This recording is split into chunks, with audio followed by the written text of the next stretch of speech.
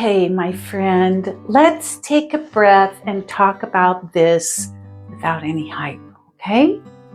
So if you've been feeling like I've been feeling, everything feels loud and it's busy and it's crazy right now, you're not imagining that. The news is louder, the social media is louder, opinions are louder, even conversations that used to be normal or feel normal are feeling out of control and really heavy right now. So if you're a mom, you probably feel this even more. I've walked through a lot of seasons, crazy seasons over the years, from Y2K, then later on through many other crazy seasons. So, and if you're wondering what Y2K is, it's when the years turned over from 1999 to 2000. It was a big deal.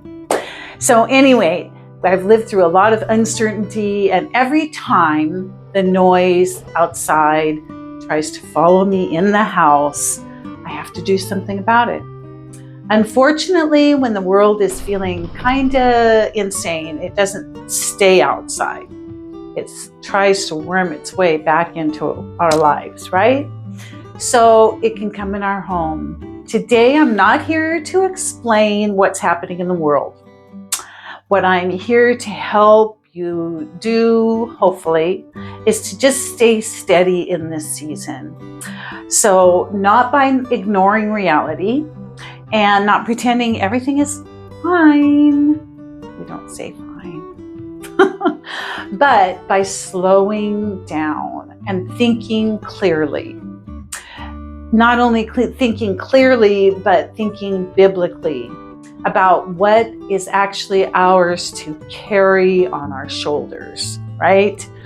And what was never meant to live inside our heart, inside of our home. So let's talk about that. So here's something I think that we don't say or think about enough. And that is that we're living in a constant input, information overload. And we feel like we're in danger when we're not really in danger, but it feels like we are. Our brains and our bodies were never made to absorb so much information, breaking news and people's anger and other endless opinions and emotional urgency, like, oh, this is going to happen any minute if this doesn't happen. And so even when nothing is immediately happening in our lives, our nervous system is saying, or it's not saying, it's just saying danger, danger, it's being on high alert. So that creates the feeling of something's wrong. I just don't know what. Do you feel like that? I feel like that sometimes, and I can't put my finger on it. And that feeling can sneak into our homes and into our tone toward our family, our friends, our patients, our conversations with our kids, our husbands, not because we're necessarily failing at our job, but because we're overstimulated. Yes. Here's the truth. There was a season when I realized I was carrying things I was never meant to carry. Y2K was happening, and like I said, that was when 1999 turned to 2000, and everybody was like, the computers are all going to stop, and then nobody's going to know what to do, and everything's going to crash. And I had 3 little tiny ones, and actually I was like 9 months pregnant with my 3rd littlest one, and that were living at home. And so I started just gathering. I wanted to be able to feed my family and heat things. And I got a lot of food, and I wasn't even focused on the Lord. I was focused on the necessities, but I went pretty overboard. I didn't do that because I didn't trust God, but because I was confused with what I thought was my awareness of what I thought was my responsibility when it was really God's responsibility.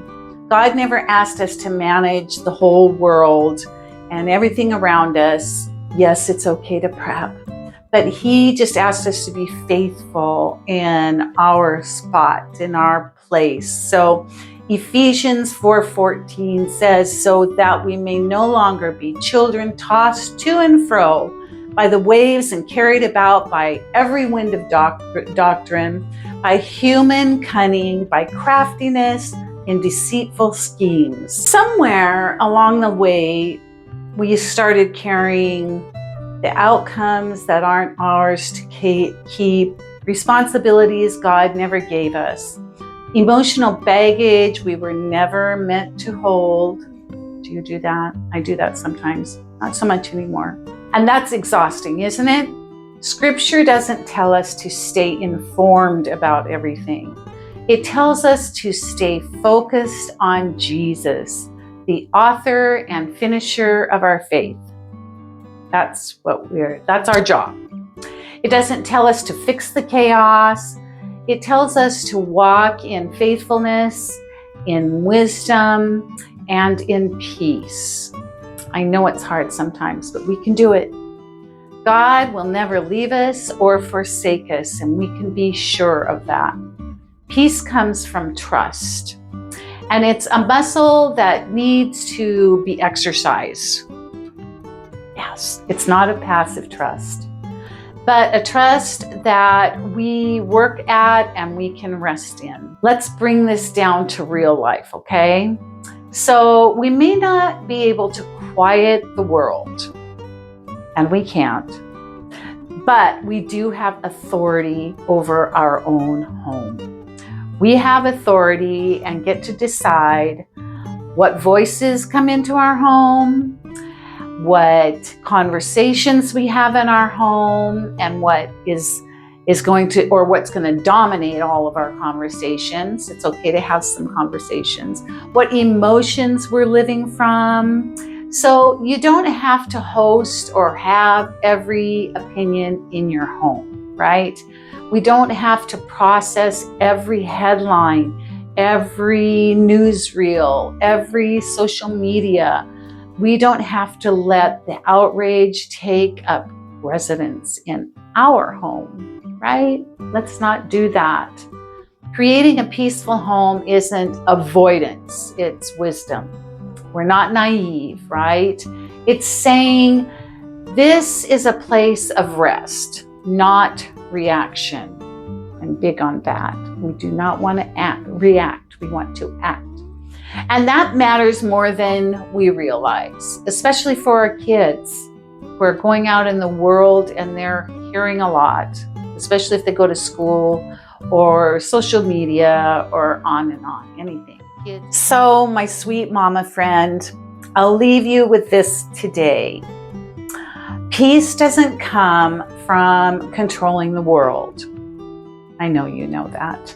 I've seen this play out in my own life over and over again, over 50 years of momming. And when I've protected our peace, everything else comes easier. It's not perfect, but it's noticeable how we can rest and have joy. And it's a place we can grow together and be safe in our own home. This comes from staying focused on God and the life He's given us.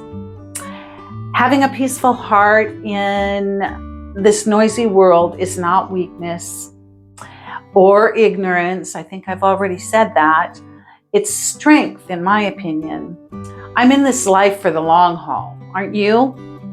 So if things feel like they're too much, then, too noisy outside our home, then maybe the answer isn't more information. More. Maybe it's less noise, more discernment, and confidence that God is still God and He is still in control. I know we know this up here, but when our bodies start saying, okay, we're feeling danger, we need to start acting on that. It's our body saying, we need to do something. And so I know you can do it if I can do it. It is a learned thing. Use your muscle. So I would love to hear from you. I would love it if you subscribed, if this spoke to your heart.